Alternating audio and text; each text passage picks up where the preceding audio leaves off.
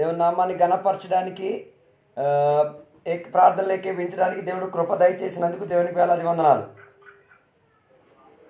దేవుడు మనల్ని అందరినీ కూడా ఎక్కువ అధికంగా సహాయపరచుచున్నందుకు, దేవుని నామాన్ని ఘనపరిచి జీవించడానికి దేవుడు మనల్ని కూడా సహాయపరచుచున్నందుకు వేలాది వందనాలు. మనం పోయిన రోజుల్లో నుంచి దేవుని యొక్క వాక్యంలో నుంచి మోషే యొక్క జీవితం గురించి నేర్చుకొని వస్తున్నాం.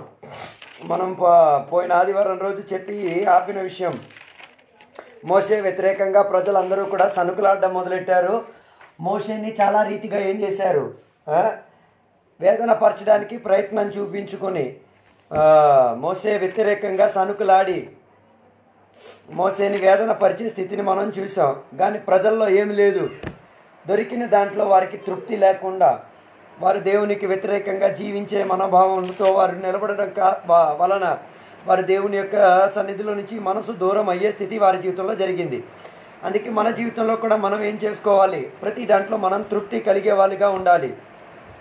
దేవుడు మన కొరకు చేస్తున్నవన్నీ కూడా మన మేలు కొరకే, అదేవి కూడా మన కీడు కొరకు కాదు. అవన్నిటిని కూడా ఎరిగి మనం తృప్తి చెందిన వారిగా జీవించడానికి ప్రయత్నం చూసుకోవాల్సింది. ఈరోజు కూడా దేవుని యొక్క వాక్యంలో మనం చూసుకుందాం. నిర్గమకాండం 17వ అధ్యాయము దాని 4వ వచనము. అక్కడ మనం చదివినప్పుడు ఇజ్రాయేల్ ప్రజలు ఐగుప్తు దేశము నుంచి ప్రయాణమై ఎర్ర సముద్రం దాటి రఫీదీం అని చెప్తున్న ప్రాంతంలోకి వచ్చిన తర్వాత వారికి నీళ్లు లేనందున, తాగడానికి నీళ్లు దొరకలేని కారణముగా వారు ఏం చేశారు, మోషే యొక్క వ్యతిరేకంగా గొడవలకు వచ్చిన ఒక పరిస్థితిని మనం చూడగలుగుతున్నాం. 17వ అధ్యాయం మనం చూస్తే దాని 3వ వచనం చదివినప్పుడు చూసిన మాట, మాకేం కావాలి, నీళ్లు కావాలి, దాహము కొరకు నీళ్లు కావాలని చెప్పి ప్రజలు ఏం చేయడానికి వచ్చారు, మోషే వ్యతిరేకంగా గొడవలకు వచ్చినట్టుగా మనం చూస్తున్నాం. లేకపోతే మోషేని కొట్టడానికి కూడా వారి మనసు ఏమయ్యింది, సిద్ధమైనట్టుగా మనం చూస్తున్నాం. హలో, కొన్ని పరిస్థితుల్లో దేవుని బిడ్డలకు కూడా ఇలాగే జరుగుతున్నాయి. ఏంటి, దొరకాల్సింది దొరకలేనప్పుడు మనకి కూడా ఏమనిపిస్తుంది, కొట్టుకొని సంపాదించుకుందాం అనుకుంటాం, లేకపోతే గొడవ చేసుకొని సంపాదించుకుంటాం అనుకున్నాం. కానీ అక్కడ చదివిన మాటలో మనం చూస్తే మోషే చెప్తున్న మాట, 17వ అధ్యాయం 3వ వచనంలో మోషే చెప్తున్న 2వ వచనంలో మోషే చెప్తున్న మాట, మీరు గొడవ చేసుకొని ఎందుకు దేవునిని ఏం చేసేది, శోధించేది, ఎందుకు మీలో ఏం లేదు, దేవుడు ఇచ్చినంత వరకు ఆగడానికి ఎందుకు మీలో మనసు లేదు. హలో, ఒక విషయం తెలుసుకోవాలి, దేవుడు ఏ విషయమైనా మన జీవితంలో చెయ్యాలి అంటే మనం ఏం చేయాలి, ఆగే మనస్తత్వం మనకు ఉండాలి. అది ఎన్ని రోజులు ఆగాలో అన్నది అది దేవుని చిత్తం. కానీ మనం దేవుని బిడ్డలుగా ఏం చేయాలి, ఆగి తీరాలి. ఇక్కడ జరిగిన మాటలో నీళ్ళు దొరకకపోతే చచ్చిపోతారా?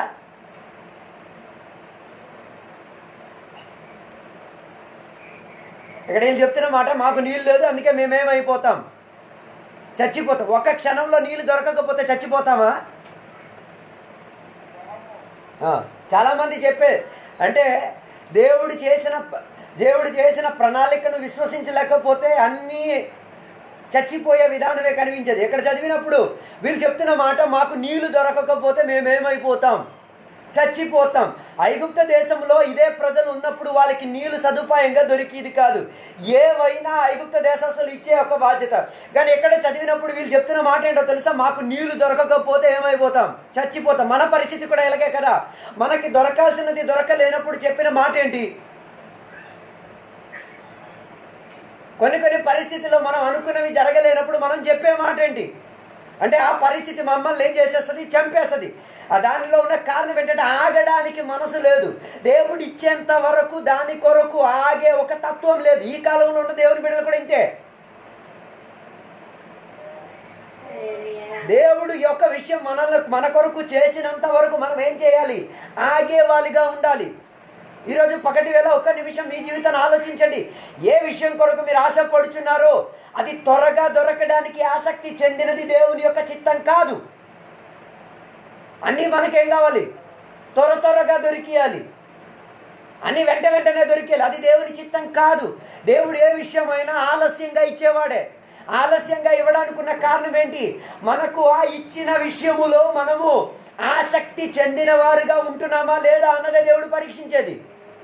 కానీ ఇక్కడ 17వ అధ్యాయంలో చూసినప్పుడు ఇశ్రాయేల్ ప్రజలంతా కలిసి ఏం చేశారు, నీళ్లు లేనందున, నీళ్లు దొరకలేనందున, నీళ్లు వారికి అందలేనందున వారు ఏం చేసేది, గొడవ చేసుకొని లేకపోతే యుద్ధం చేసుకొని విపరీత మనోభావంగా దేవుడు చేస్తానని చెప్పినంత వరకు ఆగడానికి వారికి ఏం లేదు, మనసు లేదు. ఈ కాలంలో ఉన్న దేవుని బిడ్డలు కూడా ఇలాగే బలవంతంగా గొంతు పీసుకేసి దేవునితో గొడవలాడేమని దేవుని దగ్గర నుంచి ఏం చేసుకుంటున్నారు, కొన్ని ప్రార్థనలకు కొన్ని అవసరాలకి జవాబు. కానీ అవి ఎప్పుడు కూడా మన జీవితానికి ఏం చేయదు, మేలు చేయదు. ఏనాడు కూడా మన జీవితానికి ఏం చేయదు, లాభం లెక్కించదు. ఎక్కడ కూడా ఈ ప్రజలు చేసిన పని, వారు ఏం చేశారు, గొడవలాడి దేవునిని పరిశోధించి, దేవునిని ఏం చేసిన పరీక్షించి, దేవుని యొక్క సేవకుని వేదన పరిచి. హలో, అందుకే ఏదైనా విషయం దేవునికి మనం అడిగేటప్పుడు దేవునికి అది వేదన కలుగుచున్నదా, నీ ఆత్మీయతకు అది అడ్డుపరిచిన విధానమేనా, నీ భవిష్యత్ కాలములో అది దీవెన కల్పించే విధానమేనా. నీళ్ళు వీళ్ళకి దొరికింది, నీళ్ళు దొరకలేదా? అధ్యాయం కిందకే చదివితే బండను కొట్టడం వలన వాళ్ళకి నీరు దొరికింది. కానీ ఆ చేసిన గొడవ దేవుని యొక్క వ్యతిరేకంగా అయ్యిందో, దేవుని యొక్క సేవకుడు వ్యతిరేకంగా మాట్లాడిందో, ఇవన్నీ ఏంటి, మేలు తెప్పించిందా?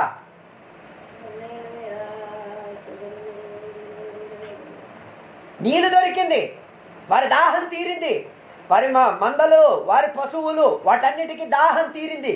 కానీ చేసిన కీడు దేవుని వ్యతిరేకంగా అయినది, వాటి విషయంలో వారు ఏం చెయ్యట్లే, పరిహారపరచుకోవడానికి చూడట్లే. వాటి గురించి వారికి ఏం కలగట్లే, మనసు కలగట్లే. అందుకే ఎక్కడ 17వ అధ్యాయం 4వ వచనం చదివినప్పుడు మోషే వెంటనే దేవుని యొక్క సన్నిధిలో ఏం చేయడం మొదలెట్టాడు, ఏడవడం మొదలెట్టాడు. ఎందుకు ఏడవడం మొదలెట్టాడు?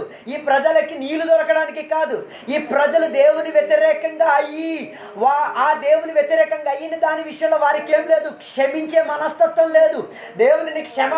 దేవునిని క్షమించమని కోరే ఒక మనస్తత్వం లేనప్పుడే సేవకునికి ఏడుపు వచ్చేది. ఈ కాలంలో ఉన్న సేవకులకు కూడా ఏడుపు రావడానికి కారణం ఏంటి? దేవుని బిడ్డలు దేవుని దగ్గర ఉండి దేవుని యొక్క వ్యతిరేకంగా పాపాలు చేసినప్పుడు వాటిని తలుచుకొని క్షరి చేసుకోవడానికి మనసు లేనప్పుడే దేవుని యొక్క సేవకులకు ఏడుపు వచ్చేది.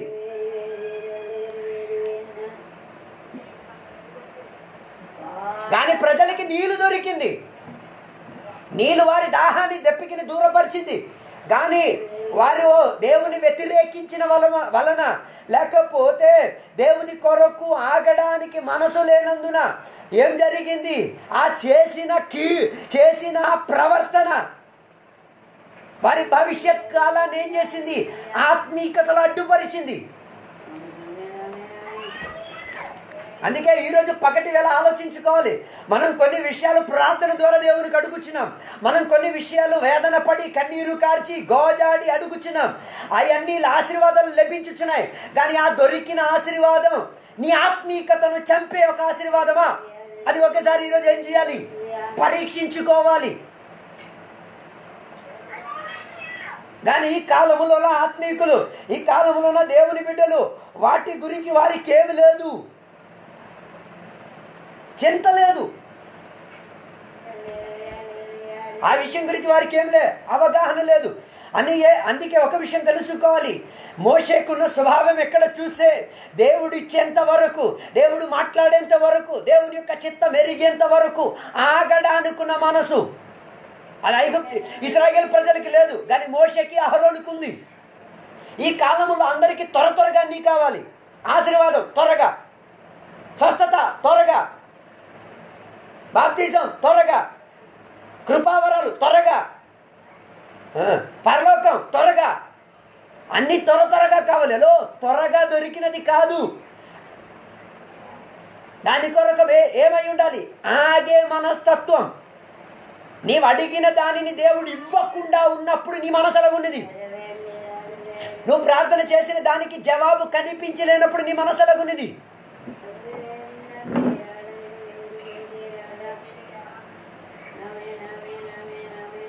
నీవు దేవుని యొక్క సన్నిధిలో చెప్పిన విషయానికి ఒక పరిహారం దొరకలేనప్పుడు నీ మనసు ఎలాగున్నది? నీ మనసు ఆగడానికి ఆశ ఉన్నదా? కానీ ఇక్కడ చదివిన మాటలు ఇశ్రాయేలు ప్రజలకు ఏం లేదు, ఆగే మనస్తత్వం లేదు. కానీ మోషేకున్న అక్కడ స్వభావం చూస్తే ఈ ప్రజలకి మనస్తత్వం లేనందున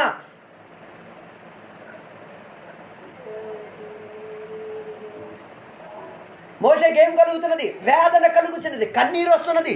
అందుకే ఆయన కన్నీరుతో దేవునికి చెప్తున్న మాట ఏంటో తెలుసా? ఈ ప్రజలు ఇలాగ కానీ వెళ్తే కొట్టుకొని సంపాదించడానికి ప్రయత్నిస్తారు. అందుకే దాని 7వ అధ్యాయం 14వ వచనం చెప్తున్న మాట, వీరు నన్ను రాళ్లతో కొట్టి చంపే అంతగా వీరు మనసేమైపోయింది. అంటే నీళ్లు దొరకడానికి అయ్యగారిని చంపే అంతగా, దేవునికి వ్యతిరేకపరిచేంతగా, దేవుని వేదన పరిచేంతగా వీరేమైపోయారు, మారారు. అప్పుడే పాస్టర్ గారికి ఏడుపు వచ్చింది. హలో, ఈరోజు నేను ఒక ప్రశ్న మీకు అడిగేది, మీకెందుకు ఏడుపు వస్తున్నది? నీ ఇంట్లో ఎవరైనా వస్తే నీకు ఏడుపు వస్తుంది, నీ పిల్లలకి ఏవైనా వేదన కలిగితే ఏడుపోతుంది. ఇవన్నీ సాధారణం. ఆత్మీక విషయంలో ఇది కాదు వేదన. ఆత్మీక విషయంలో ఉన్న వేదన ఏమై తీరాలి? నా ఆత్మీక జీవితాన్ని అడ్డుపరిచిన స్వభావం ఏమైనా నాలో ఉందా? ఆత్మీక జీవితములో ఎదుగుదల పొందించలేనివి ఏవైనా ఉన్నాయా? ఆత్మీకులకు వేదన పరిచిన స్థితులు ఏమైనా ఉన్నాయా? ఆత్మీక ఆశీర్వాదం పొంది దేవుని వ్యతిరేకముగా అయ్యే మనోభావం ఏమైనా ఉన్నదా? వీటి గురించి ఏడిచే మనస్తత్వం ఉండాలి. కొందరు అలాగే లేదు. కొందరికి ఈ విషయం గురించి ఏం లేదు, అస్సలు ఆలోచన లేదు. లేకపోతే ఇంత గొప్ప అభిషేకం కలిగిన సేవకుడు ఏడవలసిన పరిస్థితి ఏమైనా ఉందా?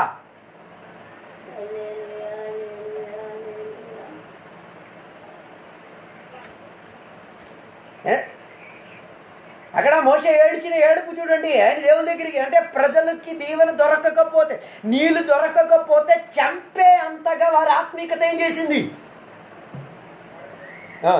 కొందరు ఆత్మీకులుగా ఉండి కూడా ఇతరులను చంపుతారు.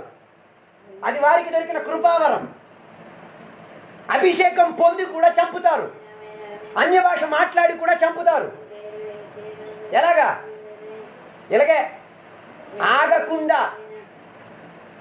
దేవుడు చేసిన పనుల కొరకు ఆగలేని మనసు లేనప్పుడు ఎవరినైనా చంపి వాళ్ళకి దక్కించుకోవాల్సిన ఆశీర్వాదం ఏం చేస్తారు? దక్కించుకుంటారు. అందుకే మోషేకి ఏడుపు వచ్చింది. హలో, ఆశీర్వాదం దొరకడం పెద్ద విషయం కాదు. దొరికిన ఆశీర్వాదం నీ ఆత్మీక జీవితానికి ముందుగా కొనసాగిస్తున్నదా? కానీ ఇక్కడ దేవుడు ఏం చేశారు? త్వరగా వారికి నీళ్ళు ఇచ్చేశారు. దాన్ని నీళ్ళు ఇవ్వడం వలన వారి ఆత్మీక జీవితంలో అదేమైనా లాభం తెప్పించిందా?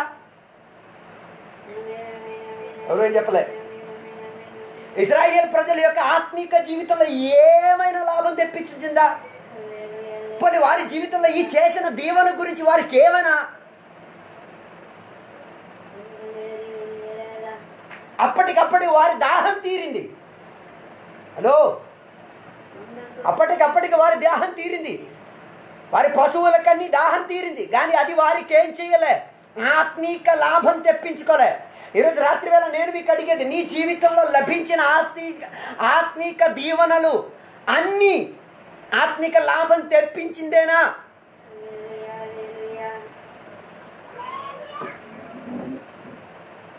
అబ్రహాము జీవితం చూడండి. దేవుడు వాగ్దానం ఇచ్చి సంతానం లేని ఎన్నో సంవత్సరాలు ఆయన జీవితం ఎలాగుండేది?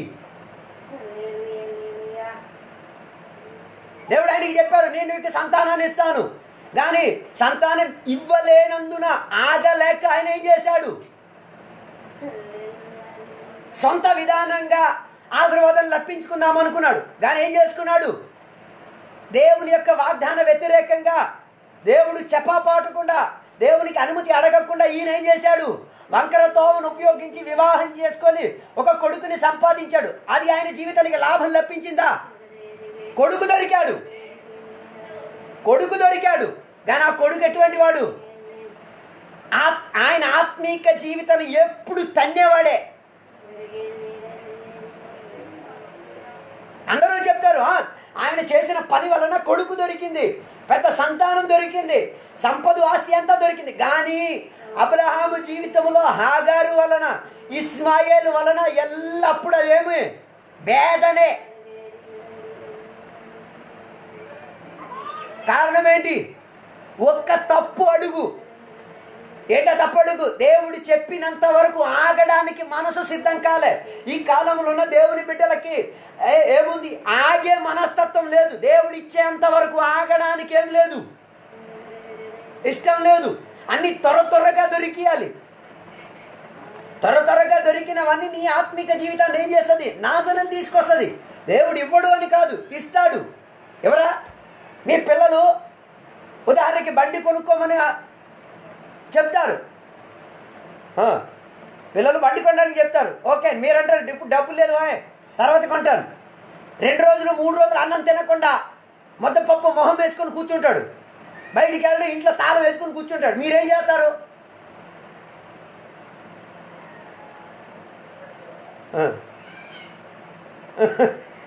మీరేం ఇంటి దగ్గర ఉన్న ఆడవాళ్ళు ఏం చేస్తారు? బాబు చచ్చిపోతాడు, మీరు ఏదో ఒకటి చేసి బండి ఏం చేయండి, కొనేసి ఇచ్చేయండి. అదో కానీ ఆ కొడుకు అర్థం చేసుకోవట్లే. ఆ కుటుంబంలో ఉన్న స్థితిగతి ఇప్పుడు ఏమి లేదు, అనుకూలమైనది కాదు. ఒక బండి కొనే అంత స్తోమత ఆ కుటుంబంలో ఇప్పుడు లేదు. తర్వాత భవిష్యత్తులో స్తోమత ఉంటే కొంటారు, అది తర్వాత విషయం. కానీ ఆ కొడుకు అదేం చేయట్లే. ఆ కుటుంబంలో ఉన్న పరిస్థితిని అర్థం చేసుకోవట్లే, ఎరగట్లే. ఆయనకి ఏం కావాలి? బండి కావాలి. బండి దొరకకపోతే ముద్దపప్పు మొహం వేసుకొని తాళం వేసుకొని అన్నం తినకుండా ఏం చేస్తారు? ఫుల్ హడావిడే. బయటికి రాడు, మాట్లాడు, ఏం చేయడు. ఇది చూచి పిచ్చెక్కి వారం లోపల బండి కొనేసి ఇచ్చేస్తారు. ఇటు చచ్చిపోతాడేమో అనుకొని. అప్పుడు మీరు అంటారు, నేను దేవుడి దగ్గర ప్రార్థన చేశాను, బండి కొనేసి ఇచ్చారు, బాగానే ఉంది. హలో, ఆ కొడుకు ఆత్మిక విషయంలో జ్ఞాపకం చేసేవాడుగా ఉన్నాడా? ఆ కొడుకు ఆ కుటుంబం విషయం గురించి ఆలోచన కలిగిన వాడా?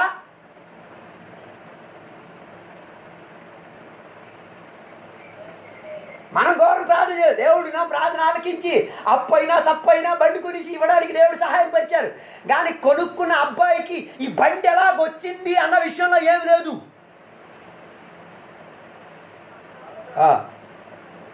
ఇదే ఇశ్రాయేల్ ప్రజలకు కూడా నీళ్ళు కావాలన్నారు, గొడవ చేసుకోవడానికి వెళ్ళారు, కొట్టుకోవడానికి వెళ్ళారు, పాషగారిని చంపడానికి వెళ్ళారు. కానీ నీళ్ళు ఎలా దొరికింది ఆ విషయం గురించి ఏమి లేదు. దీని వెనకాతల ఎన్ని వేదన పరిచిన మాటలు మాట్లాడారు, ఎంత అసహ్యంగా పనులు చేశారు, ఎంత వ్యతిరేక మనోభావం చూపించారు, ఆగలేని పరిస్థితులు ఇవి వాళ్ళు ఆలోచించట్లే. తల్కాల సమనం, నీళ్ళు దొరికింది, స్తోత్రం.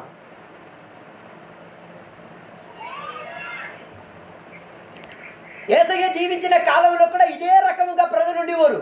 యోహాను సువార్తలకు పుస్తకం 8వ అధ్యాయం 59వ వచనం నుంచి చదివితే యేసయ్య వాక్యములో నుంచి అబ్రహాము గురించి వివరించుకొని చెప్పినప్పుడు ప్రజలు యేసయ్య మాటను అంగీకరించలే.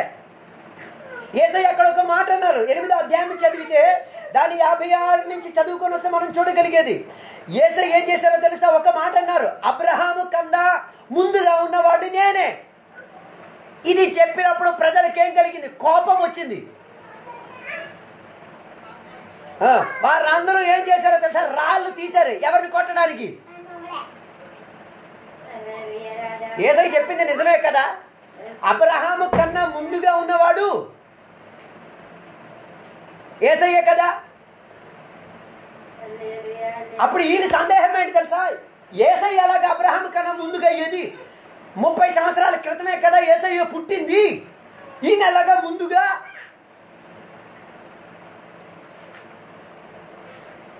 అందుకే వాళ్ళు ఏం చేసుకున్నారు? రాయి తీసుకున్నారు. ఎవరిని కొట్టడానికి? మీరు చెప్పండి, యేసయ్య చేసిందా తప్ప? యేసయ్య చేసిందా కరెక్టా తప్ప?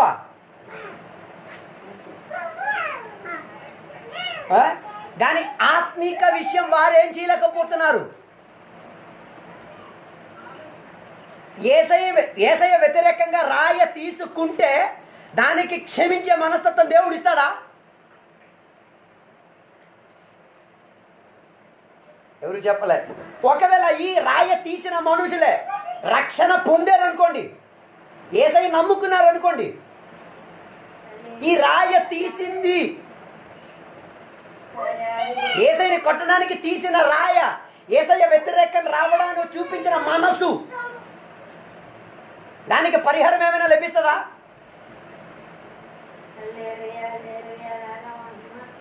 ఎవరు చెప్పలే. ఒక కాలంలో పౌలు గారు సంఘాన్ని చెదగొట్టే ఎంతో వేదన పరిచేవాడు, చంపేవాడు, వేదన పరిచేవాడు. తన జీవిత కాలం అంతట్లో పౌలు చాలా దెబ్బలు కాయడానుకున్న కారణం ఏంటో తెలుసా?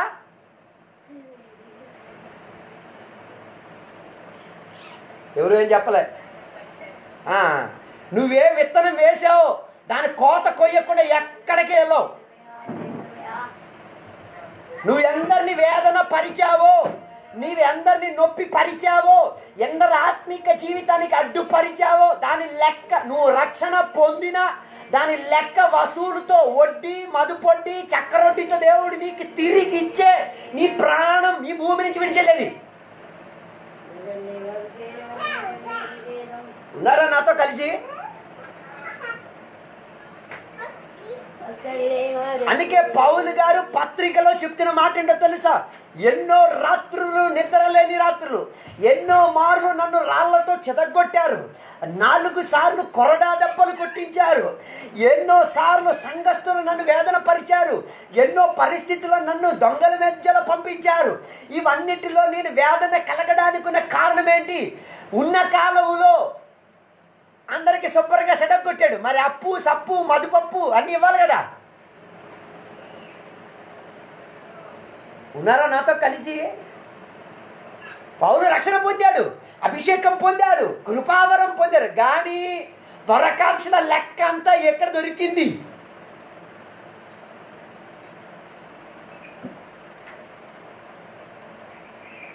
ఉన్నారా అందరూ? దొరకాల్సిన లెక్క అంతా ఎక్కడ దొరికింది? శరీరం మీద గాయాలుగా దొరికింది. అందుకే పౌలు గారి గురించి చరిత్రకారుడు చెప్తున్న మాట ఏంటో తెలుసా? కాళ్ళు వంగిన వాడిగా శరీర ప్రక్రియలో సాధారణ మానవుడు నడిచిన విధానములో మార్పు నడక నడిచేటట్టుగా శరీరం అంతా పౌలుది వేదన పడింది, గాయాలు పొందబడ్డాయి. ఎందుకు? ఏది విత్తనం వేశారో దాని కోత రిటర్న్ తగిలింది, తగ్గులుతుంది నువ్వు రక్షణ పొందినా కూడా. అందుకే యేసయ్య స్పష్టంగా చెప్పేది, ఏం చేయకూడదు? ఎవరిని తీర్పు తీర్చడానికి వెళ్ళకూడదు, ఎవరిని గాయపరచడానికి వెళ్ళకూడదు, ఎవరిని వేదన పరచడానికి వెళ్ళకూడదు. అది నీ జీవితానికి ఏం తీసుకొస్తుంది?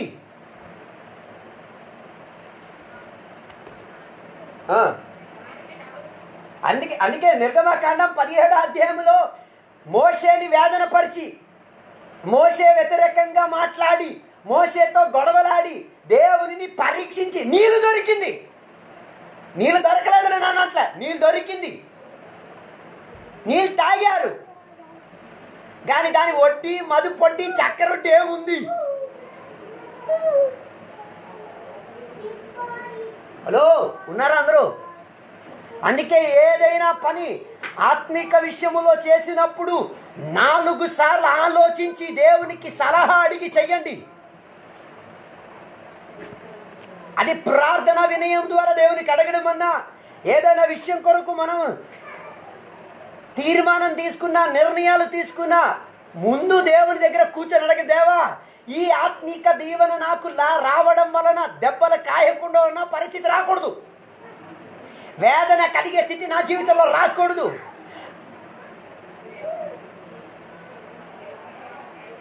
ఉన్నారా నాతో కలిసి?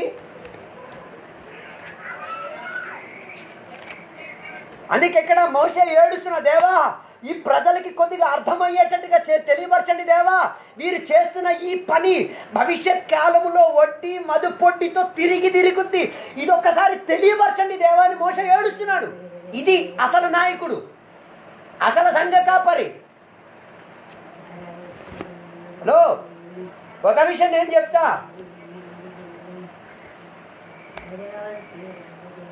దీవెన దొరకడం పెద్ద విషయం కాదు, దొరికిన దీవెన మనకేం కాకూడదు, మన ఆత్మీక జీవితానికి వేదన కలిగించే స్థితి కాకూడదు. అది ఇశ్రాయేల్ ప్రజలకి జరిగింది. అందుకే మోషే చేసిన పని మీరు చూడండి, దేవుని ఎదుట ఆయన ఇశ్రాయేల్ ప్రజల కొరకు మధ్యవర్తిగా నిలబడి, తర్వాత సంఖ్యాకాండం 11వ అధ్యాయం 11వ వచనం చదివితే, 10వ వచనం నుంచి చదివితే చూడగలిగినది, మోషే ఐగుప్త దేశస్తులు ఏం చేశారో తెలుసా? ఆహార విషయంలో కొట్టుకులాడారు, ఆహార విషయం గురించి గొడవలు చేశారు. ఆహార విషయం గురించి మాట్లాడినప్పుడు వారికి మన్నా ఇవ్వబడ్డది. మన్నా ఇచ్చిన తర్వాత, మన్నా దొరికిన తర్వాత కూడా వారికి ఏం లేదు, తృప్తి లేదు. 11వ అధ్యాయం 10-11 వచనం చదివితే చూడగలిగిన మాట ఏంటో తెలుసా? ఐగుప్తు ఇశ్రాయేల్ ప్రజలంతా కూడా గుంపు కూడేసి వచ్చి దేవుని యొక్క ప్రత్యక్ష గుడారం దగ్గరికి వచ్చి నిలబడి ఏడవడం మొదలెట్టారు. దేనికోసం? ఇచ్చిన మన్నా గురించి వాళ్ళకి ఏమి లేదు, తృప్తి లేదు. హలో, మన్నా ఎలా పడేది? మంచు కురువగా మంచు పైన ఏం పడేది? మన్నా పడేది. మన్నా పడితే వీళ్ళేం చేయాలి? వెళ్ళాలి, ఏరుకు రావాలి, తీసుకురావాలి, వండి తినాలి. ఎంత సదుపాయం చేసినప్పుడు కూడా వీరు ఎక్కడికి వచ్చి ఏడుస్తున్నారు? మోషే ముందుకు వచ్చి ఏడుస్తున్నారు. హలో చెప్పండి, మన కాలంలో కానీ ఇప్పటి కాలంలో కానీ మన్నా కురిచి పడుంటే ఎంత బాగుండు. పనికి వెళ్ళక్కర్లే, పొలం దున్నక్కర్లే, ఏమి చెయ్యక్కర్లే. కేవలం పొద్దునే లెగాలి, మన్నా ఏరికి తేవాలి, వండుకోవాలి, తినాలి. మిగతా సమయం అంతా దేవుని మహింపరిచే సమయం. దేవుడు అలాంటి సదుపాయం ఇవ్వలేదు. దేవునికి స్తోత్రం.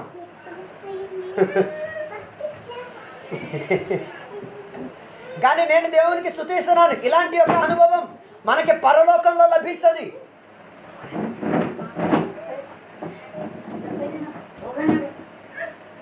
అందుకే ఈ ప్రజలకి మన్నా నీళ్ళు ఇచ్చారు. నీళ్ళు వారి ఆత్మిక జీవితాన్ని అడ్డుపరిచింది. మన్నా ఇచ్చారు. ఇప్పుడు వీళ్ళు ఏం చేయడం మొదలెట్టారు? ఏడవడం, దొంగ ఏడుపు. ఆహారం ఇచ్చినప్పుడు, తిండి దొరికినప్పుడే కొందరికి వేదన కనిపించేది. ప్రైజ్ రాడు, ఎవరు చెప్పలే.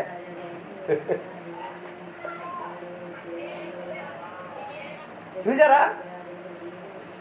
ఆహారం వచ్చినప్పుడే కొందరికి ఏమొస్తుంది?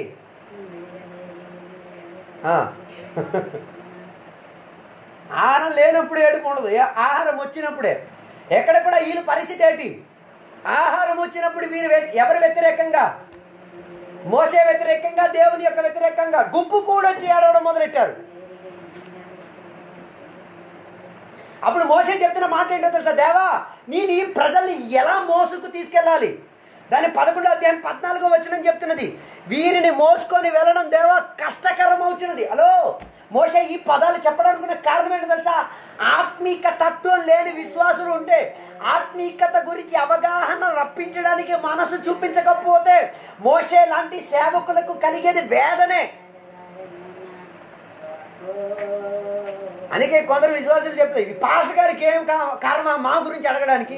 మేము చర్చికి వచ్చామో లేదో, మేము ఉపవాసం చేశామో లేదో, మేము ఆరాధన చేస్తున్నామో లేదో, మేము పాటలు పాడుతున్నామో లేదో, మేము వాక్యం చదువుతున్నామో లేదో, మేము మా కుటుంబం విషయంలో అన్ని సక్రయ ఆత్మీయతలో చేస్తున్నామో, ఈ పాస్టర్ గారికి ఏమి?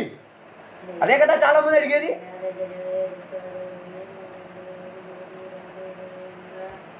కొందరికి ఇష్టం లేదు. ఆత్మిక విషయం గురించి ఆత్మిక సేవకులు అడిగితే వాళ్ళకి ఏమి లేదు. అడగకుండా ఉంటే అంతా సూపరు, అంతే కదా? కొన్ని ఇళ్లలో పిల్లలు ఎక్కడికి వెళ్ళారు, ఏం చేస్తున్నారు, ఎప్పుడు వచ్చావు, ఎక్కడికి వెళ్ళావు, ఎవరితో మాట ఏం అడగరు. వచ్చాడు, పోయాడు, తిరిగాడు, ఏం చేశాడు, ఏం అడగరు. ఆ తల్లిదండ్రులు ఏంటి, ఆ పిల్లల్ని పాడు చేస్తున్నారు. అవునా? ఎలా పాడు చేస్తున్నారు? ఎక్కడికి వెళ్ళా, ఏం చేసా, ఎలా తిరిగావు అన్న దాని గురించి ఏమి లే. కొందరికైతే వారి పిల్లలు ఎక్కడికి వెళ్తున్నారో, ఎవరితో కలుస్తున్నారో, ఏం మాట్లాడుతున్నారో కూడా తెలీదు. నా పేరుకి మాత్రం అమ్మ నాన్న, పేరుకి మాత్రం పశువుల్లాగే. మరి పశువులు కూడా అలాగే కదా, పొద్దున మేతకి వెళ్తాయి, సాయంత్రం మొత్తం ఎక్కడికి వెళ్ళా, ఏం చేస్తా, ఏం తింటా ఎవడికి తెలీదు. హలో, దేవుడు మీకు పిల్లలు ఇస్తే, నీకు నీ పిల్లలు ఉంటే వారి గురించి ఏం చేయాలి? అన్ని విషయం అడిగి తీరాలి. ఎక్కడికి వెళ్తున్నావు, ఏం చేసావు, ఎందుకు ఆలస్యమైంది, ఏం తిన్నావు, ఎవరెవరితో మాట్లాడావు, ఏం మాట్లాడావు, ఎలా జీవిస్తున్నావు, అన్ని విషయాలు ఏం చేయాలి? అడిగిన వాడే మంచి తండ్రి. అదే రీతిగా ఆత్మీక సేవలో మంచి సేవకుడు ఎవరు? నీ విషయం గురించి A to Z అడిగిన వాడే సేవకుడు. నీ విషయం గురించి అన్ని అడిగి ప్రశ్నించి సరిచేసేవాడే మంచి సేవకుడు. హలో, ఎక్కడికి వెళ్ళావు, ఏం చేసావు, ఎలా ఉంది నీ జీవితం, వీటన్నిటి గురించి ఏం చేస్తారు? మంచి తండ్రి అడిగినప్పుడు, మంచి సేవకుడు అడిగినప్పుడు ఎవరికి ఇష్టం లేదు? అలాంటివి ఇష్టం లేదు. ఏమీ అడగని సంతలోకి వెళ్ళి డ్యాన్స్ చేయడం అందరికీ ఇష్టమే. అందుకే చాలామంది డైలాగ్ కొట్టది, గుంపు ఉన్న చర్చికి వెళ్తే సూపర్ అండ్ అయ్యారు, ఎవడికి అడగడు. గుంపు ప్రజాసంఖ్య ఉన్న సంఘానికి వెళ్ళి, ఎందుకంటే పాస్టర్ గారు ఎక్కడో దూరం, విశ్వాసులు కూడా ఎక్కడో దూరం, ఎవరు ఎక్కడ ఏమిటి దేనికి ఏం తెలీదు. ఎప్పుడు వచ్చారు, ఎప్పుడు వెళ్తున్నారు, ఏం చేస్తున్నారు, ఏమి ఠికానా ఉండదు. ప్రైజ్లో ఎవరు చెప్పలే. అక్కడికే ఈ కాలములో ఉన్న దేవుని బిడ్డలకు కూడా వెళ్ళడానికి ఇష్టం. ఆ చోటుకి వెళ్ళి ఎంత కావాలంటే అంత పోస్తారు, ఎంత ఉందో అన్ని ఇస్తారు, కానీ ఏమి లేదు.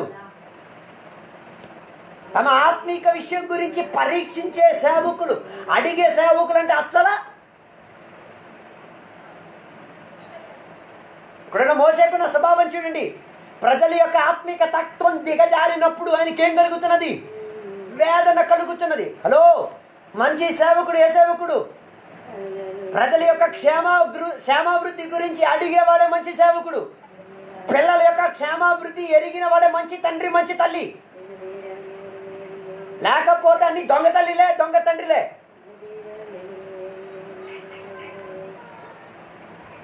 మొన్న ఒక పాస్టర్ గారు వారి పాప వివాహం కార్డు తీసుకొచ్చి ఇచ్చారు. గత 20 రోజుల ముందే మనం కలిసాం పాస్టర్ గారికి. అప్పుడు చెప్పలే వివాహం ఉందని. ఈ 10-20 రోజుల లోపల వివాహం రెడీ అయిపోయింది, కార్డు రెడీ అయిపోయింది, పెళ్లి డేట్ కూడా రెడీ అయిపోయింది. మేము అడిగాం, ఏమండి 20 రోజుల క్రితమే కదా మనం కలిసాం, అప్పుడు మీరు ఒక్క మాట కూడా అనలేదు. అప్పుడు పాస్టర్ గారు అన్న డైలాగ్ ఏంటి తెలుసా? నాకే 10 రోజుల తర్వాత తెలిసింది అయ్య గారు, ఈ అమ్మాయి ఇంకొక అబ్బాయిని ప్రేమించుకున్నదని.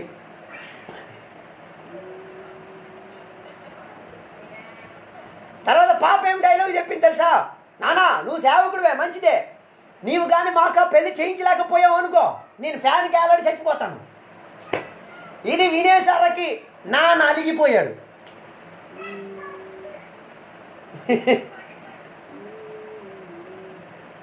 నాన్న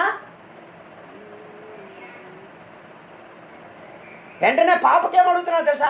అమ్మా చెప్పమ్మా, ఆ అబ్బాయి ఏ అబ్బాయి, ఎక్కడున్న అబ్బాయి, అది ఊరు చెప్పు, అన్నీ చెప్పు. అప్పుడే బట్టలు వేసుకొని అప్పుడే వెళ్ళారు వాళ్ళ ఇంటికి. అబ్బాయి ఇంటికి వెళ్తే ఆడు దేవునికి నమ్మినోడు కాదు, ఆడు చర్చికి వెళ్ళినోడు కాదు, బైబిల్ విషయం గురించి ఏ అవగాహన లేదు, దేవునితో అసలు సహవాసం లేదు, ఫుల్ దేవునికి వ్యతిరేకంగా ఉన్న కుటుంబం. ఈ పాస్టర్ గారు వెళ్ళి అక్కడికి వెళ్ళి అన్నీ మాట్లాడేసుకొని ఫిక్స్ చేసేశారు. ఏమని? 10 రోజుల లోపల పెళ్ళి.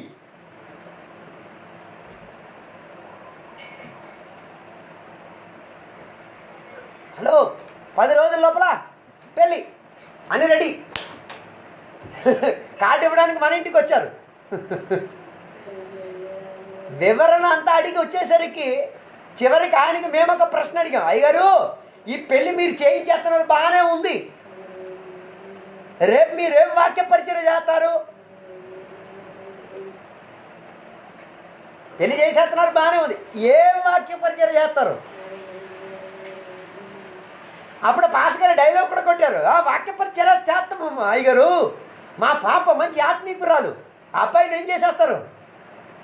మార్చేస్తారు, వాళ్ళు కుటుంబం సమయంతో మార్చేస్తారు. సంవత్సరం 2 అయింది, ఇప్పుడు సంవత్సరం 2 అయింది. ఆ అబ్బాయి మారలే, ఈ మారిపోయింది, ఈ పాప మారిపోయింది. ఇప్పుడు పాస్టర్ గారు ఏడిపే, రోజు ఏడిపే. అయ్యగారు ఆలోచించకుండా నిర్ణయం తీసుకున్నాను, ఏదో మా పాప ఫైల్లో ఊరిపోసుకొని చచ్చిపోతుందని వేదనతో నేను పెళ్లి చేసి ఇచ్చాను అయ్యగారు. ఇప్పుడు కూడా సుఖం లేదు అయ్యగారు. తెచ్చిన డబ్బు అంతా అక్కడికి ఇస్తున్నానే తప్ప నా ఇంట్లో ఏం లేదు. ఆ పాస్టర్కి బీపీ షుగరు అని వచ్చింది. హలో, ఇప్పుడు చెప్పండి, ఆయన మంచి తండ్రా?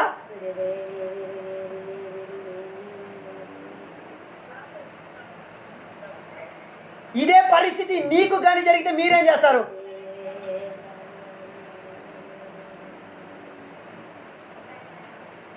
ఎవరు చెప్పలే. ఇలాంటి పరిస్థితి ఆత్మీకులుగా, ప్రార్థనా పరులుగా మీ జీవితంలో జరిగితే మీరేం చేస్తారు?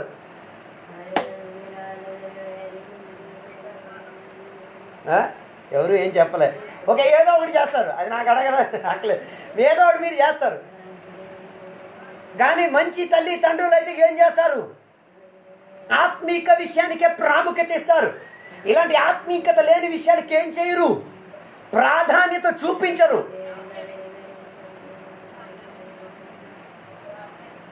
దాని గురించి ఒక ఏడుపు, దేవా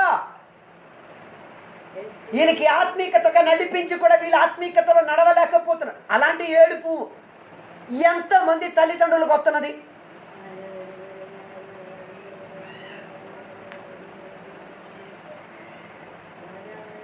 మనుషులు చచ్చిపోతే ఓహో రకరకాలుగా ఏడుస్తారు. కానీ మీ పిల్లలే, మీ ద్వారా రక్షణకు వచ్చిన వాళ్ళే ఆత్మీకతలో నుంచి తొలగిపోయినప్పుడు వచ్చిన వేదన ఇదే. ఇక్కడ మోషేకి వచ్చిన వేదన.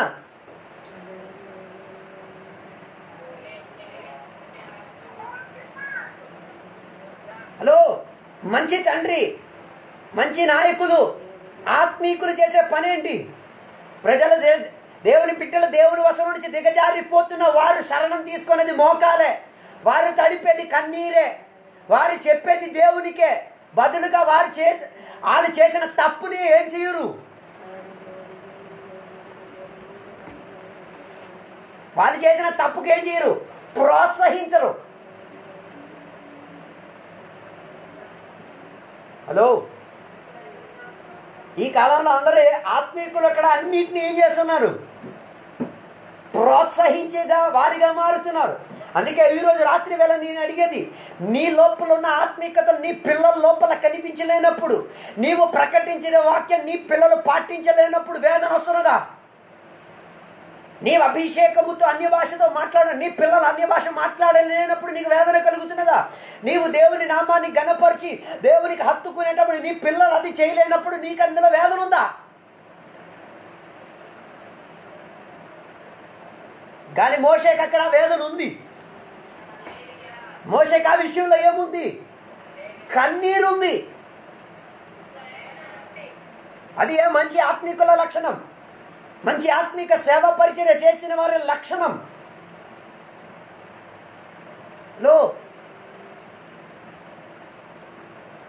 ఆ పాస్టర్ గారు వచ్చి ఆ పెళ్లి కార్డు ఇచ్చినప్పుడు మాకు వచ్చింది వేదనే, మాకు వచ్చింది కన్నీరే. ఎందుకంటే ఈయన ఎంత అధికంగా దేవునికి నమ్ముతున్నాడో ఆ కార్డే తెలియవరుస్తుంది. ఆయన చెప్పిన డైలాగ్ విన్నప్పుడు ఆయనకి ఏడుపు రావట్లే. మా పాప అబ్బాయిని మ్యాచ్ చేస్తారులే గారు, బాప్తిజం తీసుకొచ్చేది అభిషేకంతో నింపేస్తారు గారు, ఆయన పాస్టర్ అయిపోతారు.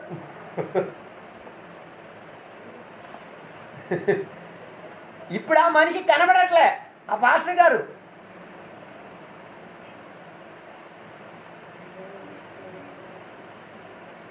హలో, నేను అడిగిన ప్రశ్న, పిల్లల్ని కనడం పెద్ద విషయం కాదు. పిల్లలని సరైన త్రోవలో ఏం చేయాలి? ఏడుపుతో, విలాపముతో, కన్నీరుతో, ప్రార్థనతో వారిని ఏం చేయాలి? ఆత్మీక వశములోకి తీసుకురావడానికి ప్రయత్నం తీసుకోవాలి. ఇదే మోషేకున్న స్వభావం, దేవుని దగ్గర కూర్చోవడం, దేవునికి అడగడం. అందుకే మోషే యొక్క జీవితం చూసే మోషే అధికముగా ప్రార్థనతో అన్నిటినీ పోరాడడానికి కోరేది. ఏ విషయం వచ్చినా కన్నీరే. హలో, ఏ విషయం వచ్చినా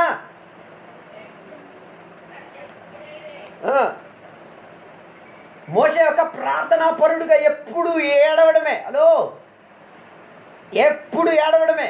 ప్రజల ఆత్మీయత నశించిపోతున్నప్పుడు, ప్రజల ఆత్మీక విషయంలో నుంచి తొలగిపోతున్నప్పుడు, ప్రజలు దేవుని యొక్క వ్యతిరేకంగా ఉన్నప్పుడు, ప్రజలు తనను కొట్టడానికి వేదన పరచడానికి వచ్చినప్పుడు కన్నీరుతో, తడుపుతో, ప్రార్థనతో అన్ని ఎవరికి అప్పగించేవాడు? మనం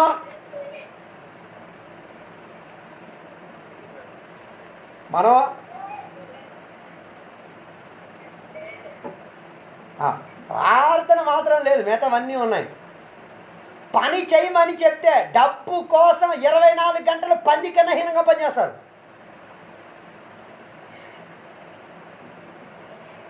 కదా. పని చేయమంటే తిండి కూడా మానేసి, నీళ్ళు తాగడం కూడా మానేసి, ఆరోగ్యం కూడా మానేసి. ఒక సాక్ష్యం చెప్తా. ఒక అబ్బాయి అనేక రోజులు వేదన పడి ప్రార్థన చేసి ఆటో కొనుక్కున్నాడు. ఏం కొనుక్కున్నాడు? ఆటో కొనుక్కున్న తర్వాత 2 వారాలు ఆటో నడిపాడు, సూపర్గా వెళ్ళింది. 3వ వారం నుంచి చర్చికి అప్పుడప్పుడు కనబడ్డమే. చర్చికి అప్పుడప్పుడు పాస్టర్ గారికి కనిపిస్తే అయ్యగారు వందనాలు, సూపరు. ఏమో చర్చికి రా? లేదా అయ్యగారు చిన్న పని పడింది. అవును, ఓకే. పని పని పని పని అని చెప్పి సంవత్సరం తిరిగాడు. సంవత్సరం తిరిగిన వెంటనే పైల్స్ వచ్చింది. ఏమొచ్చింది? పైల్స్ వచ్చింది. ఇప్పుడు మనోడికి ఫుల్ రెస్ట్. ఏమో ఆటోకి వెళ్ళదు. లేదా ఇక్కడ చిన్న సమస్య వచ్చింది, కూర్చోడానికి చిన్న సమస్య. ఓహో, ఏమైంది? లేదా ఇక్కడ చిన్న జబ్బు ఒకటి వచ్చింది. ఏమి? లేదయ్య గారు మరి 24 గంటలు పని పని పని పని, ఒంటికి రెస్ట్ లేదు. ఏమైంది? అనారోగ్యం తెచ్చిపెట్టాడు. తర్వాత ఘోరం కన్నీరు, ప్రార్థన. ఏమని? దేవా నేను బాగుపడ్డాను, స్వస్థతపరచండి. నేను దేవుని సన్నిధికి వస్తాను, స్వస్థపరచండి. దేవుడు స్వస్థపరచండి. మళ్ళీ యథాస్థితి. బండి దొరికింది, మాయం, కనబడట్లే. ఆ సంఘ కాపరికి కూడా ఏ వేదన లేదు. ఆ విశ్వాసి కానుక తీసుకొచ్చినప్పుడు ఈ పాస్టర్ గారు ఏ వేదన లేకుండా తీసుకుంటున్నారు. ఆ విశ్వాసి కానుక తీసుకొచ్చినప్పుడు, దశమభాగం తీసుకొచ్చండి. ఈ పాస్టర్ గారు ప్రభువా ఈయన్ని దీవించండి, ఈ కుమారుడి ఆటోని పెద్ద లారీగా చెయ్యండి. ఆ లారీ మాత్రం చేస్తే అవ్వదు, అది పెద్ద బుల్లెట్ ట్రైన్గా మార్చండి, అది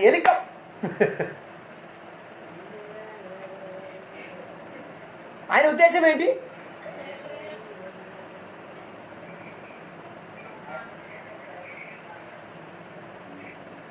అంటే ఆ సేవకుడే ఆయన ఏం చేసి వస్తున్నాడు?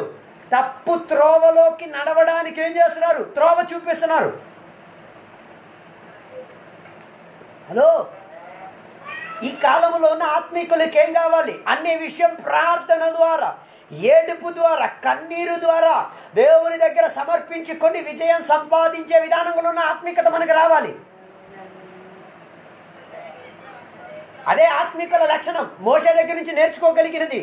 ఆయన జీవితంలో ఉన్న అనుభవంలో అధిక సమయం ప్రార్థన ద్వారా, కన్నీరు ద్వారా, ఏడుపు ద్వారా.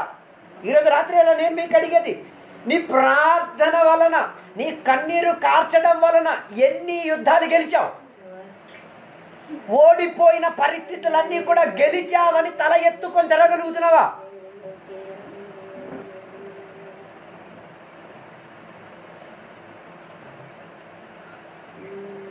కానీ మోసే అడిగితే మోసే ఏం చెప్తారో తెలుసా? నా జీవితంలో నేను అన్ని విషయం దేనితో గెలిచాను? ప్రార్థన ద్వారా గెలిచాను. ఒక బిడ్డ ఆత్మీకుడో కాదో తెలియాలా? తన ప్రార్థన చూసే చాలు. ఒకడు ఆత్మీకుడో కాదో తెలియాలంటే ఏం చూస్తే చాలు?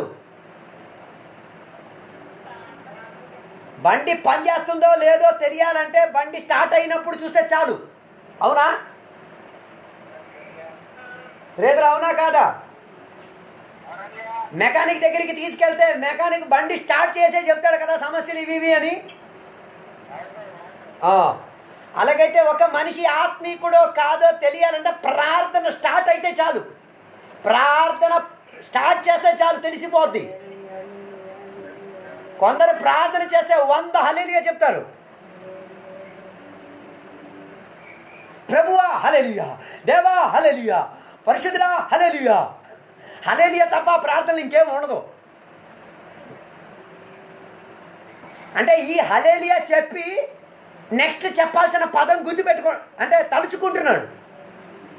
ఉదాహరణకి ఒక మనిషి కోసం ప్రార్థన చేస్తారు. ఒక రోగిగా ఉన్న ఒక మనిషి కోసం ప్రార్థన చేయడానికి వెళ్తున్నారు. రోగి కోసం పరిశుద్ధమైన తండ్రి నీకు వందనాలు హల్లెలూయా, దేవా ఈ సహోదరిని సహాయపరచండి హల్లెలూయా, ఈయనని స్వస్థపరచండి హల్లెలూయా. ఈ హల్లెలూయా మాత్రం తీసేస్తే ఇంకేం ఉండదు. ఈరోజు మీరు ప్రార్థన చేసినప్పుడు ఎన్నిసార్లు హల్లెలూయా చెప్తున్నారు లెక్కేయండి. చెప్పిన మాటే మళ్ళీ మళ్ళీ ఎన్నిసార్లు చెప్తున్నారో ఆలోచించండి.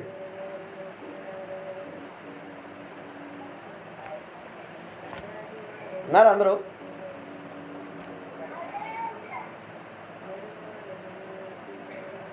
కొందరు చెప్పేది ఏంటంటే అయ్యగారు దేని విషయం గురించి ప్రార్థన చేయాల నాకు, ఎక్కడి నుంచి స్టార్ట్ చేసి ఎక్కడ ముగించాలో నాకు. కొందరికి ఇలాగే, కొందరు స్టార్ట్ అయితే త్వరగా ముగించేస్తారు. ప్రార్థన స్టార్ట్ చేసేస్తే ఒక ఆత్మీకుడు ప్రార్థన చేయడం మొదలెడితే ప్రార్థన ప్రారంభించితే దాన్ని మూయడం తెలియకపోవచ్చు, ముగించడం తెలియకపోవచ్చు. హలో, ఉదాహరణకి మనం ప్రార్థన చేయడం మొదలెట్టాం అనుకో, ఒక్కొక్క విషయం కొరకు ఇలా ప్రార్థన చేసి వచ్చినప్పుడు గుర్తు రాలేని విషయాలు ఒక్కొక్కటి దేవుడు గుర్తు పెడితే ప్రార్థన ఎంత పొడిగిద్ది.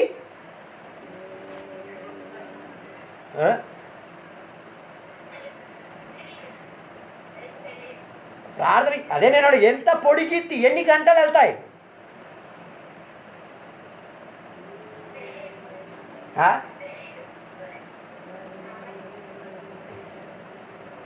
ప్రార్థన చేయడం మొదలెడితే ఒక్కొక్క విషయం పరిశుద్ధాత్మ దేవుడు ఎలా గుర్తు పెడుతూ వెళ్తే సమయం ఎంత వెళ్తుంది.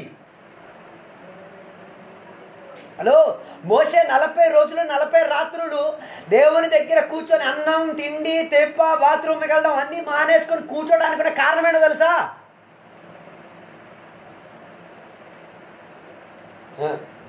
మనం ప్రార్థనలో కూర్చున్నప్పుడే బాత్రూమ్కి వెళ్ళడానికి గుర్తొచ్చేది. మనం ప్రార్థన కూర్చున్నప్పుడే కునుకొచ్చేది. మనం ప్రార్థన చేయడానికి కూర్చున్నప్పుడే ఇంటికి చుట్టాలు వచ్చేది. మనం ప్రార్థన చేయడానికి కూర్చున్నప్పుడే పరిస్థితులన్నీ మనం ఏం చేస్తాం,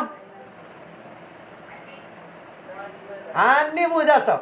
లేదు, ఆ వ్యతిరేకం వచ్చినప్పుడే ఇది కొనసాగించాలి. దేవా దీనిని ఆపకుండా దీనిని ఎదిరించే శక్తి నాకు ఇవ్వు దేవా. ఈ ప్రార్థనా యుద్ధాన్ని పోరాడకుండా అడ్డుపరిచిన వాటిని ఎదిరించుకొని ముందుకెళ్ళడానికి శక్తిని ఇవ్వు దేవా. అది నేర్చుకోవాలంటే మోషే దగ్గర నుంచి నేర్చుకోవాలి. ఈ ప్రజలు సనుకులాడుతున్నప్పుడు, ఈ ప్రజలు కొట్టుకోవడానికి వచ్చినప్పుడు, ఈ ప్రజలు తృప్తి లేనప్పుడు, ఈ ప్రజలు దేవుని వ్యతిరేకంగా పరీక్షించినప్పుడు మోషే మొదలెట్టిన ప్రార్థనకేమి లేదు, విరామం పెట్టాలి. బదులుగా ఏం చేశాడు తెలుసా? ప్రార్థన ద్వారానే ఈ ప్రజల అనాత్మీకతను తనకు కలిగిన ఆత్మీకతలో ఎదిరించడానికి చూపించాడు. అందుకే వెంటనే దేవుడు ఆయనకి ఏం చేసేది? తగిన జవాబు ఇచ్చి ప్రోత్సాహపరిచేది. రఫేదేం దగ్గరికి వచ్చి నీళ్ళు కోసం ఏడ్చినప్పుడు దేవుడు ఆయనకి చెప్పిన మాట ఏంటో తెలుసా? నీ చేతిలో ఉన్న కర్ర వాడి ఏం చేసుకో, కర్రని కొట్టుకో. ప్రార్థన చేసిన వెనువెంటనే కాదు. మనం అనుకుంటారు, చాలా మంది సేవకులు చెప్పి ప్రార్థన చేశారు వెనువెంటనే కాదు. ఎప్పుడు ప్రార్థన చేసి ఎప్పుడు ముగించారు అన్నది రాయలే. మనం అనుకున్న టక్కని జరిగింది అనుకుంటున్నాం.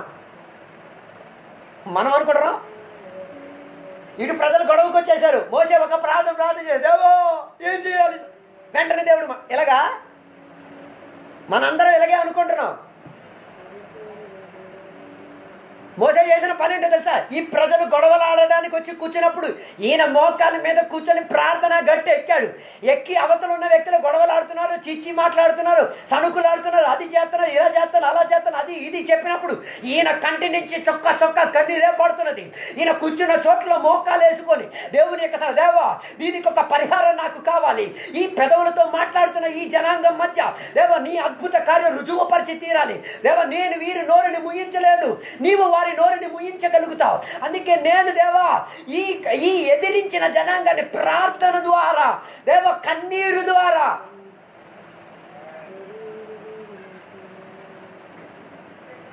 అలాగ గెలిచిన వాడు మోసే.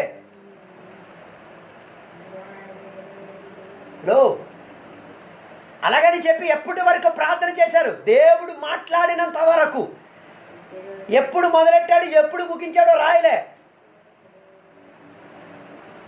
నేను అనుకుంటాను అది గంటలు కావచ్చు, రోజులు కావచ్చు, సమయ భేదం లేకుండా వెళ్ళిపోయి ఉండొచ్చు. నేను దేవునికి స్తుతిస్తున్నాను. ప్రార్థన ద్వారానే ఆ ప్రజల యొక్క దాహము దప్పిక అన్నిటిని ముగించి దేవుని యొక్క అద్భుతాన్ని రుజువుపరిచింది. ఈరోజు నేను మీకు అడిగేది ఎన్ని విషయాలు ప్రార్థన ద్వారా సంపాదించింది అని చెప్పుకోవడానికి ఉన్నది. నా కన్నీరు ద్వారా ఈ సరుకు వచ్చింది, నా కన్నీరు ద్వారా ఇది ఉన్నది, నా కన్నీరే ఇది తీసుకొచ్చింది అని చెప్పడానికి ఎన్ని ప్రార్థనా విషయాలు ఉన్నాయి.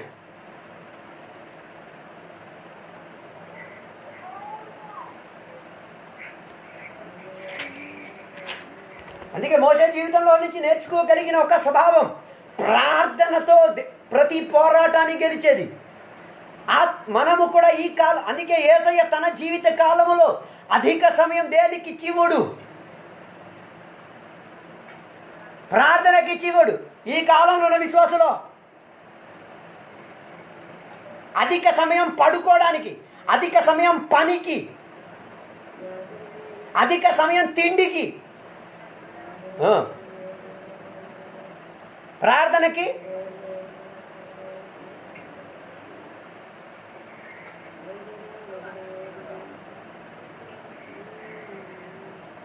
అందుకే కదా కొందరు పాటలు కూడా రాశారు, అన్నిటికీ సమయం ఉన్న ప్రార్థనకు మాత్రమే లేదు. హలో, ఒక దేవుని బిడ్డ అని తెలియడానికి ఉన్న మొదటి కారణం, మొదటి విషయం తన ప్రార్థనా జీవితాన్ని వెతికితే చాలు. నీ ప్రార్థనా జీవితమే నీ పోరాటాన్ని అన్నీ కూడా గెలిపించేది. ప్రార్థన లేనాడు అసలు ఆత్మీకుడే కాదు. 24 గంటలు ఉంటే 24 గంటల్లో దేనికి మీరు ఎక్కువ ప్రాధాన్యత ఇస్తున్నారు? ఈరోజు రాత్రి వాళ్ళ వాక్య పరిచయం ముగించే వాళ్ళు ఒక్కసారి మీ జీవితాన్ని ఒకసారి పరీక్షించండి. దేనికి మీరు ప్రాధాన్యత ఇస్తున్నారు?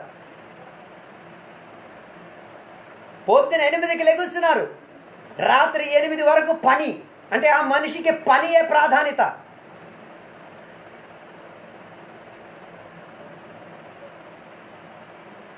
హలో, ఉన్నారా నాతో కలిసి? 24 గంటలు దేవుడు నీ చేతికి ఇచ్చినప్పుడు ఆ 24 గంటలు దేనికి ఉపయోగిస్తున్నావు?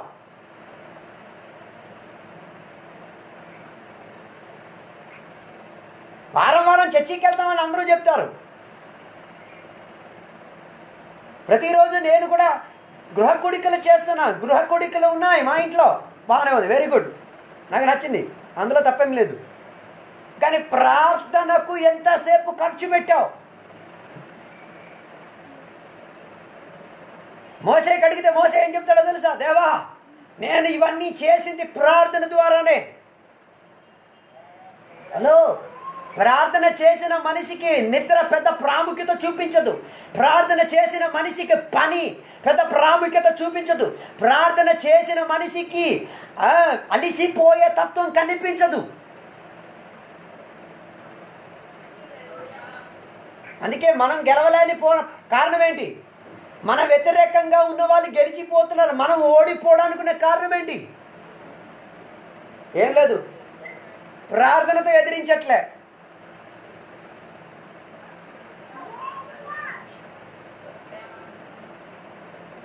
అందుకే మోషే ఆత్మీకుడని చెప్పడానికి కూడా ఒక కారణం, ఏ విషయాన్ని కూడా దేని ద్వారా ఎదిరించుకునేవాడు? ప్రార్థన ద్వారా, కన్నీరు ద్వారా. వేదన వచ్చినప్పుడు అందరూ ఏడుతారులే, వేదన వచ్చినప్పుడు అందరూ ఏడుతారు, ఎవరో చెప్పక్కర్లే. వేదన రాక మునిపే ఏడుపుతో కొన్ని యుద్ధాన్ని గెలవడానికి సిద్ధపడగలుగుతామా? అందుకే ఈరోజు రాత్రి వేళ ఈ వాక్యం ఆలకించుచున్న దేవుని బిడ్డలతో చెప్తున్న ఒక మాట, మోషే తన జీవితంలో ఒక విజయం కలిగిన ఆత్మిక జీవితం నడవడానికి, ఒక మంచి పరిచర్యలో కొనసాగడానికి ఉన్న ఒక్క కారణం ఏంటో తెలుసా? ప్రతిదానికి కన్నీరుతో దేవునికి అడగడం. ప్రార్థన చేసిన మనిషి దేవుడు ఉత్తరం ఇచ్చినంత వరకు ప్రార్థన ఏం చేయడు. అప్పుడు నేను చెప్తాను, నీళ్ళ కోసం మీరు ప్రార్థన చేసినప్పుడు ఎంతసేపు నీళ్ళ కోసం ప్రార్థన చేసి ఉంటాడు?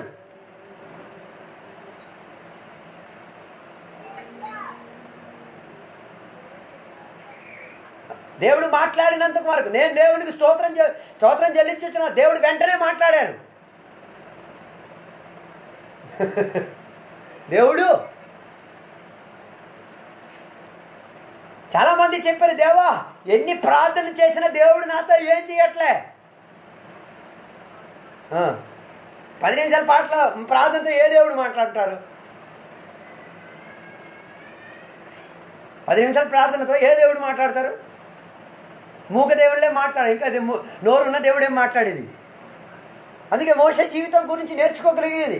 ఆయన జీవితం అన్నిటిలో కూడా గెలవడానికి ఉన్న కారణం ఒక్కటే, ఏంటి? ప్రార్థన. ఒక విశ్వాసి కరెక్టో కాదో తెలియాలా? తన ప్రార్థనా జీవితం పరీక్షిస్తే చాలు.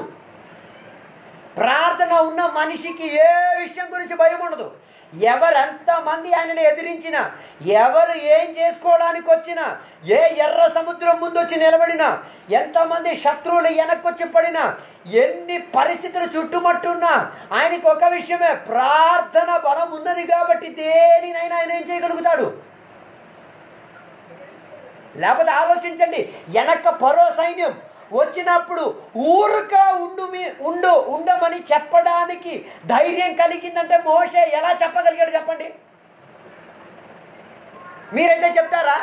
మిమ్మల్ని చంపడానికి సైన్యము గుర్రాలు వెనక్కి వచ్చినప్పుడు ధైర్యంగా ఉండండి ఎంతమంది చెప్తారు? దేవుడు మనతో ఉన్నాడని ఎంతమంది చెప్తారు?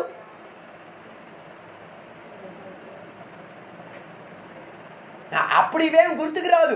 అమ్మో చచ్చిపోతాను, నేను ఎలా పరిగెట్టి పారిపోవాలి? ఎక్కడికో పారిపోతారు. వెనక్కి సైన్యం, 2 పక్క అరణ్యం, ముందుకి ఎర్ర సముద్రం, ఎలా ముందుకెళ్తారు? హలో, ప్రజలకి చెప్పిన మాట, మీరు ఊరికనే ఉండండి, దేవుని యొక్క చెయ్యి ఇక్కడ పని చేసేది చూడొచ్చు.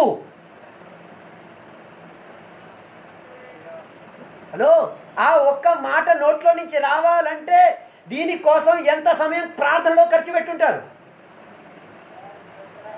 హలో చెప్పండి, ఈ మాట చెప్తే ప్రజలు ఊరికనే ఉంటారా? ఊరికనే ఉండండి, దేవుని యొక్క చెయ్యి చూస్తావు. ఈ అవిశ్వాసం కలిగిన ప్రజలు వింటారా? వినరు. వినరు కాబట్టి ఈయన ప్రార్థన కలిగిన అనుభవం ఉంది కాబట్టి ఆ యుద్ధాన్ని ప్రార్థన ద్వారా గెలిచారు. అప్పుడు దేవుని ఆయనతో చెప్పిన మాట ఏంటో తెలుసా? నీ చేతిలో ఉన్న కర్రను చాపి ఏం చేసుకో, నీ ప్రార్థన కలిగిన శక్తి ప్రవాహం ఏం చేసుకో, ఆ కర్ర ద్వారా చూపించుకొని త్రోవ తెరిపించుకో. నీ జీవితంలో వచ్చిన ఎర్ర సముద్రం ముందు నీ కర్రను నువ్వెందుకు వాడలేకపోతున్నావు? నువ్వెందుకు దాటలేకపోతున్నావు? ఏమి లేదు, ప్రార్థన బ్యాకప్ లేదు. అందుకే ఒక ప్రశ్నతో ఈరోజు వాక్య పరిచయం ముగించుచున్నాను. నీకు ఇచ్చిన ఆయుష్లో దేనికి నీవు ప్రాధాన్యత ఇస్తున్నావు?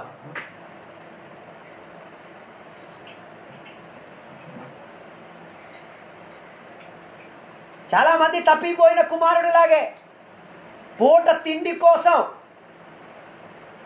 కడుపుని చల్లార్చు కోసం ఎన్ని గంటలైనా పందిశాలలో పనిచేస్తారు.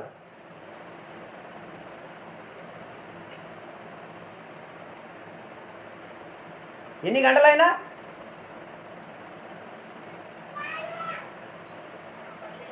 పందిలా పనిచేస్తారు.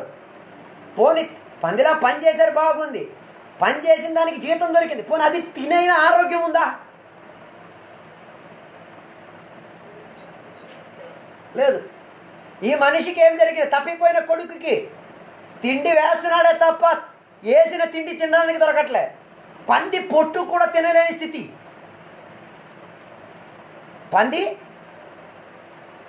పందులకు భోజనం పెట్టేది ఈయనే. ఈ భోజనం నోటికి కూడా ఏం చేయలేకపోతున్నాడు. ఉన్నారా నాతో కలిసి? తినలేడా? మేత వేసిన వాడు మేత తినలేడా?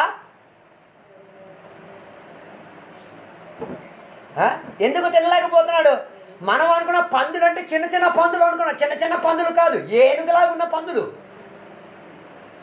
మీరు ఈ చిన్న చిన్న పందులే చూసింది. ఒక్కొక్క పంది 700-800 కిలో. మనం ఈ చిన్న పందులు, బురద పందులు తిరిగినాయి చూసారు, చిన్న చిన్నవి, అవి కాదు. అంటే సుమారు 5 అడుగులు 6 అడుగులు ఉన్న పందులు. ఇప్పుడు చెప్పండి, మేత వేసినప్పుడు ఈ పందులు ఎక్కడ కొరుకుతాయి? చెయ్యి కొరకలే, దేవునికి స్తోత్రం. చెయ్యి కొరకలే, దేవునికి స్తోత్రం. చెయ్యి కొరకలేని కారణం ఏంటో తెలుసా? ప్రార్థన చేసిన తండ్రి ఉంది కాబట్టి. అర్థం కాలే. 1-2 పంది కాదు, గుంపులు పంది గుంపు. ఒక్కొక్క పంది 5 అడుగులు 6 అడుగులు ఉన్న పందులు. మేత బస్తా లెక్క కదా, మనలా కాదు కదా, చిన్న డబ్బాల లెక్కలు కాదు కదా. బస్తాలు ఎలాగ మోసుకొస్తాడు, లేకపోతే ఇలా మోసుకొస్తాడు. ఇలాగ మోసుకొచ్చి ఇలా పడేసేలోగా ఎలా తింటాడు? ఆడిని తొక్కి చంపిలే. ఎందుకు చంపలే? ఎందుకంటే ఈ కొడుకు నాన్నకి కావాలి. నాన్న ఇంటి దగ్గర కన్నీరుతో తడుపుకుంటున్నాడు. ఏ దేవుని యొక్క సన్నిధిలో గోజాడుచిన, దేవా తప్పిపోయిన వీడు ఏం చేయాలి? తిరిగి రావాలి. హలో, ఆ కొడుకుకి ఏమి హాని జరగలేని కారణం ఏంటో తెలుసా? ఏడిచిన ఒక కన్నీరు ఉంది కాబట్టి, వేదన పడిన ఒక హృదయం ఇంట్లో ఉంది కాబట్టి. అందుకే పందులు ఆయనని తొక్కి చంపలే. లేకపోతే నాకు జవాబు చెప్పండి. పందికి మేపినప్పుడు వీడికి ఎలాగా పరలోకం గురించి గుర్తొచ్చింది, తండ్రి గురించి గుర్తొచ్చింది? వీడు చేసింది మరి మంచి పని. నాన్న సొమ్మంతా తీసుకొని, నాన్న సొమ్మంతా నాశనం చేసి వీడికి పరలోకం గురించి, తండ్రి గురించి అన్ని గుర్తొస్తుందా? ఎవరు చెప్పలే. గుర్తు వచ్చేటట్టుగా ఒకడక్కడ కూర్చున్నాడు. గుర్తు రప్పించడానికి ఒకడు కూర్చున్నారు. హలో, ఇది యుద్ధం గెలవడం అంటే. ఈ ఆదివారం వచ్చి నాటకం చేసి వెళ్ళడం కాదు. ఈ ఆదివారం వచ్చి 4 మాటలు చెప్పేసి వెళ్ళడం కాదు. యుద్ధం పోరాడొచ్చి చూడు. ఏ పంది దగ్గర ఉన్న మనిషి అయినా పరలోకం గురించి ఆలోచిస్తాడు, ఆత్మీయత గురించి ఆలోచించుతాడు, తండ్రి గురించి ఆలోచించుతారు.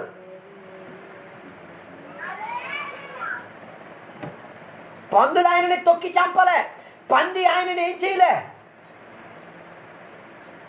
చేయి చింపి పూర్తిగా తినిలే, తొక్కి చంపిలే. ఎవరి దయ?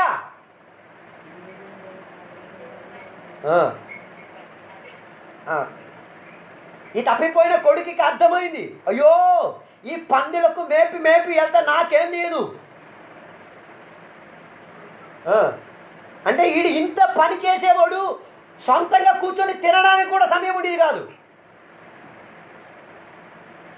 ఎందుకు సమయం ఉండేది కాదో తెలుసా? పందిశాలలో ఉన్నాడు, అవునా? గేట్ ఉంది, గేట్ అవతల ఏముంది? భోజన సామగ్రి ఉంది. ఈడు వెళ్తాడు తీసుకొస్తాడు వేస్తాడు, వెళ్తాడు తీసుకొస్తాడు వేస్తాడు. ఈ తలుపు ఏదో అడ్డంగా నిలబడిపోయారు. ఈడు ఇంకా ఎలా బయటికి వెళ్ళేది?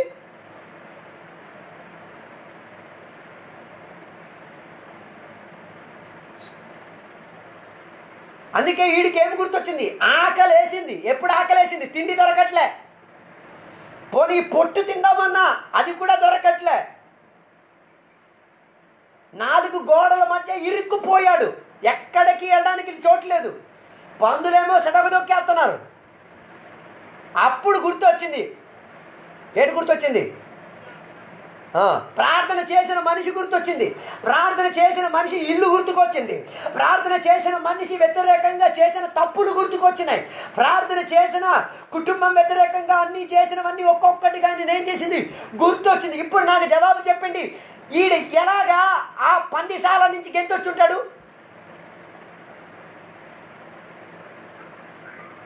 చెప్పలే, జవాబు కావాలి నాకు, ముగించేస్తాను. ఈ పందిశాల నుంచి ఈ కుర్రోడు ఎలా బయటకు వచ్చుంటాడు? తలుపుల కడగ పందులున్నాయి, బయటికి పందులు వదలట్లే. ఈ మనిషి ఎలా బయటకు వచ్చాడు?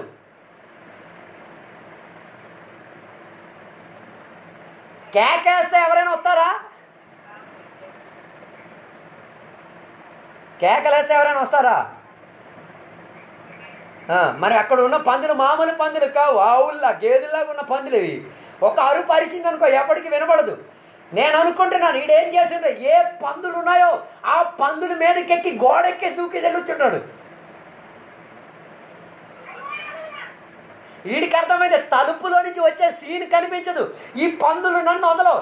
ఏ పందులు ఆయనని తొక్కేవో, ఏ పందులు ఆయనని వేదన పరిచేయో ఆ పందిని తొక్కే వీడు బయటికి ఎందుకు చచ్చాడు.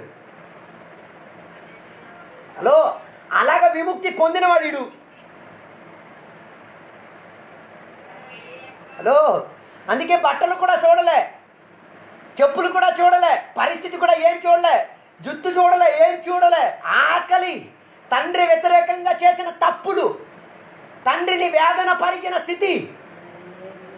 హలో, ప్రార్థన చేసిన తండ్రి మూలంగా తప్పిపోయిన కొడుకుకి అర్థమైంది. ఈరోజు రాత్రి నేను మీకు అడుగుతాను, ఇలాగ ప్రార్థన ద్వారా సంపాదించేది ఏమైనా ఉన్నాయా నీ చేతిలో? ఇలా ప్రార్థన ద్వారా గెలిచిన పోరాటం ఏమైనా ఉందా? మీకు కానీ సందేహం ఉంటే ఈ తప్పిపోయిన కుమారుడు పరలోకంకి వెళ్తే పరలోకంలోకి వెళ్ళి ఆడికి అడగండి, నువ్వు ఎలా తప్పుకొని వచ్చావు ఒకసారి నాకు చెప్పురా అంటే ఆడు చెప్తాడు కదా. మనం సింపుల్గా చెప్పేస్తున్నాం, తప్పిపోయిన కుమారుడు తప్పిపోయాడు, పంది పొట్టు తినేశాడు, గుర్తొచ్చింది, తిరిగి వచ్చాడు. లో తన్నుడు కాసుకొనే వచ్చింది.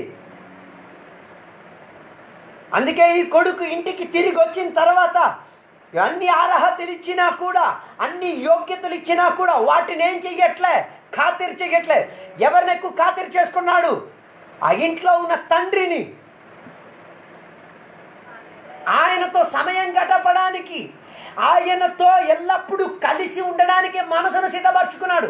అంటే ఒక అర్థముగా ఈ కొడుకు ఇంటికి తిరిగి వచ్చిన తర్వాత ఒక ప్రార్థనాపరుడు అయ్యాడు. హలో, నీవు కన్నీరుతో ఏమైనా సంపాదిస్తే నువ్వు పొందుకున్నది కూడా కన్నీరుతోనే ఏం చేస్తుంది? జీవించేది నీ కల్లారా చూడొచ్చు.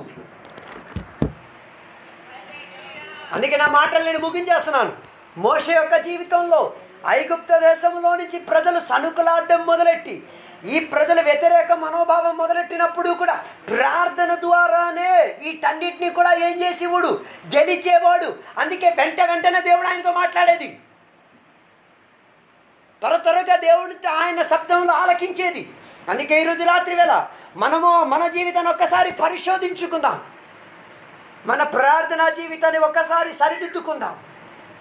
దేవునికి చెప్తాం, దేవా నన్ను కూడా ఒక ప్రార్థన మనిషిగా మార్చండి దేవా. నేను కూడా ప్రార్థన ద్వారా కొన్ని విజయం సంపాదించేది, ఒక విజయం కాదు, నేను ప్రార్థన ద్వారా సంపాదించిందనదే అని చెప్పుకోగలిగిన యుద్ధాలు, అలా చెప్పుకోగలిగిన గెలుపులు దేవా నా జీవితంలో రుజువు చూపించండి అని చెప్పి ఈరోజు రాత్రి వేళ దేవునికి సన్నిధిలో సమర్పించుకుందాం, ప్రార్థన చేసుకుందాం. కృప కలిగిన దేవా నీకు వందనాలు తెలియవచ్చుచున్నాం. ఈరోజు రాత్రి వేళ నీ వాక్యాంశాల ద్వారా దేవా మాతో సూటిగా మాట్లాడినందుకు వందనాలు. ఈరోజు మేము వినగలిగాం, ఇశ్రాయేలు ప్రజలు మొత్తంగా ఏ విషయములో కూడా నిరీక్షణ లేకుండా వ్యతిరేక మనోభావంతో దేవా మేలుల కొరకు ఎన్నెన్నో ప్రయత్నాలు చేశారు.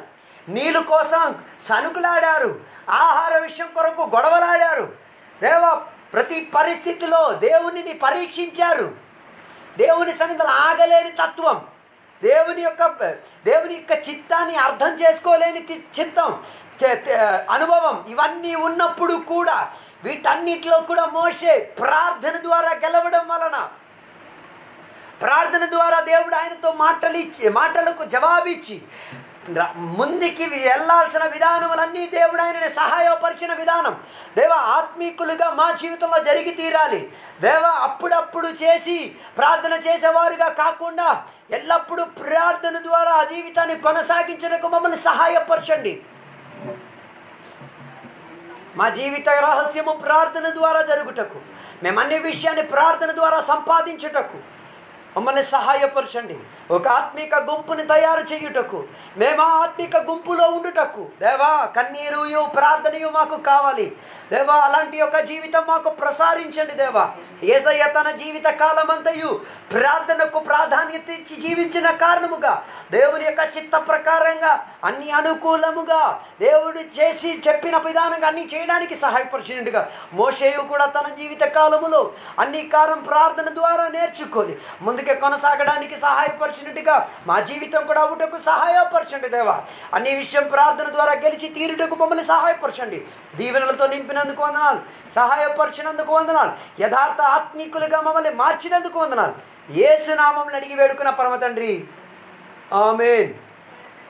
తండ్రి యొక్క కుమారు యొక్క పరిశుద్ధాత్మక సహవాసం ఇప్పుడు ఎల్లప్పుడు ఈ వాక్యం ఆలకించిన సకల బిడ్డలతో ఎవరిని రెండో రాకడ వరకు తోడయుందును గాక. ఆమేన్. అందరికీ వందనాలు.